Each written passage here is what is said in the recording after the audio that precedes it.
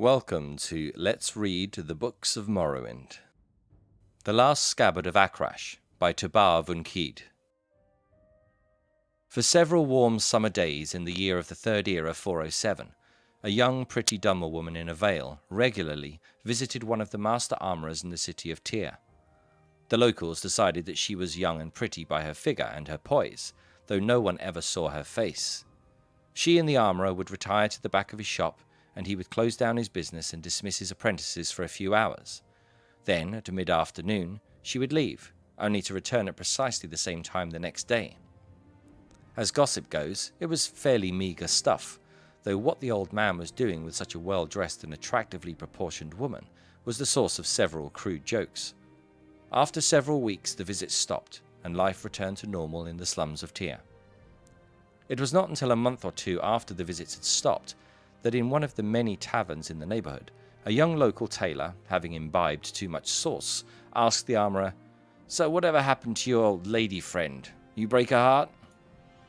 The armourer, well aware of the rumours, simply replied, "She is a proper young lady of quality. There was nothing between her and the likes of me." "What was she doing at your shop every day for?" asked the tavern wench, who had been dying to get the subject open.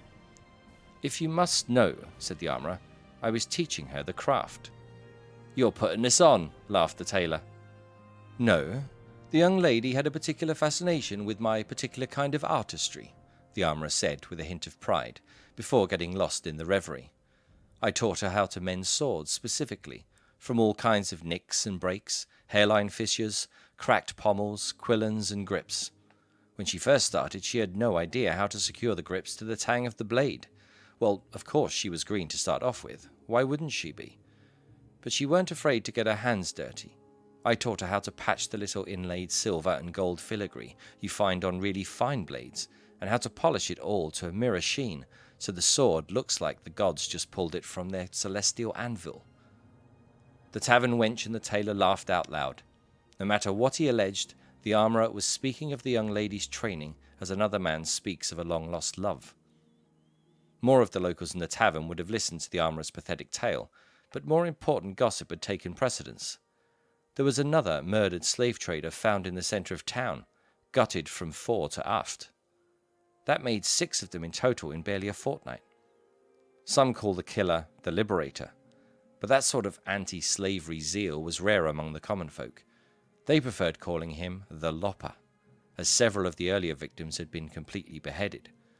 Others had simply been perforated, sliced or gutted, but the Lopper still kept his original sobriquet. While the enthusiastic hooligans made bets about the condition of the next slave trader's corpse, several dozen of the surviving members of that trade were meeting at the manor house of Sergio Dres Minigar. Minigar was a minor houseman of House Dres, but a major member of the slave trading fraternity. Perhaps his best years were behind him, but his associates still counted on him for wisdom. "We need to take what we know of this Lopper and search accordingly," said Minigar, seated in front of his opulent hearth. "We know he has an unreasonable hatred of slavery and slave traders. We know he is skilled with the blade. We know he has the stealth and finesse to execute our most well-secured brethren in their most secure abodes. It sounds to me to be an adventurer, an outlander. Surely no citizen of Morrowind would strike at us like this?" The slave traders nodded in agreement. An outlander seemed most likely for their troubles. It was always true. "Were I 50 years younger, I would take down my blade Akrash from the hearth," Minigar made an expansive gesture to the shimmering weapon, "and join you in seeking out this terror. Search him out where adventurers meet, taverns and guild halls, then show him a little lopping of my own." The slave traders laughed politely. "You wouldn't let us borrow your blade for the execution, I suppose, would you, Sergio?" asked Soren Jealous, a young Todian slaver enthusiastically. "It would be an excellent use for Akrash," sighed Minigar, "but I vowed to retire her when I retired." Minigar called for his daughter Pelaya to bring the slavers more Flynn, but they waved the girl away. It was to be a night for hunting the Lopper, not drinking away their troubles. Minigar heartily approved of their devotion, particularly as expensive as the liquor was getting to be.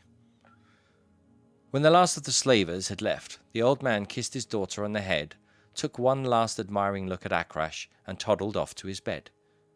No sooner had he done so, than Pelaya had the blade off the mantle, and was flying with it across the field behind the manor house. She knew Kazag had been waiting for her hours in the stables. He sprung out at her from the shadows, and wrapping his strong, furry arms around her, kissed her long and sweet. Holding him as long as she dared to, she finally broke away and handed him the blade. He tested its edge. "The finest Khajiiti swordsmith couldn't hone an edge this keen," he said, looking at his beloved with pride, "and I know I nicked it up good last night." "That you did," said Pelaya. "You must have cut through an iron cuirass." "The slavers are taking precautions now," he replied. "What did they say during their meeting?" "They think it's an outlander adventurer," she laughed. "It didn't occur to any of them that a Khajiiti slave would possess the skill to commit all these loppings." "And your father doesn't suspect that it's his dear Akrash that is striking into the heart of oppression?" "Why would he, when every day he finds it fresh as the day before? Now, I must go before anyone notices I'm gone. My nurse sometimes comes in to ask me some detail about the wedding, as if I had any choice in the matter at all." "I promise you," said Kazak, very seriously, "you will not be forced into any marriage to cement your family's slave-dealing dynasty. The last scabbard Akrash will be sheathed into will be your father's heart. And when you are an orphan, you can free the slaves, move to a more enlightened province, and marry who you like." "I wonder who that will be," Pelaya teased and raced out of the stables. Just before dawn, Pelaya awoke and crept out to the garden where she found Akrash hidden in the bitter green vines. The edge was still relatively keen, but there were scratches vertically across the blade's surface. Another beheading, she thought, as she took the pumice stone and patiently rubbed out the marks, finally polishing it with a solution of salt and vinegar. It was up on the mantel in pristine condition when her father came into the sitting room for breakfast. When the news came that Camillith Torum, Pelaya's husband-to-be, had been found outside of a canton, his head on a spike some feet away, she did not have to pretend to grieve. Her father knew she did not want to marry him. "It is a shame," he said. "The lad was a good slaver. But there are plenty of other young men who would appreciate an alliance with our family. What about young Soren Jealous?" 2 days and nights later, Soren Jealous was visited by the Lopper. The struggle did not take long, but Soren had armed himself with one small defense, a needle dipped in the ichor of poison plant hidden up his sleeve. After the mortal blow, he collapsed forward and stuck Kazak in the calf with the pin. By the time he made it back to the Minigar manor house, he was dying. Vision blurring, he climbed up to the eaves of the house to Pelaya's window and rapped. Pelaya did not answer immediately, as she was in a deep, wonderful sleep, dreaming about her future with her Khajiiti lover. He rapped louder, which woke up not only Pelaya, but also her father in the next room. "Kazak!" she cried, opening up the window. The next person in the bedroom was Minigar himself. As he saw it, this slave, his property, was about to lop off the head of his daughter, his property, with his sword, his property.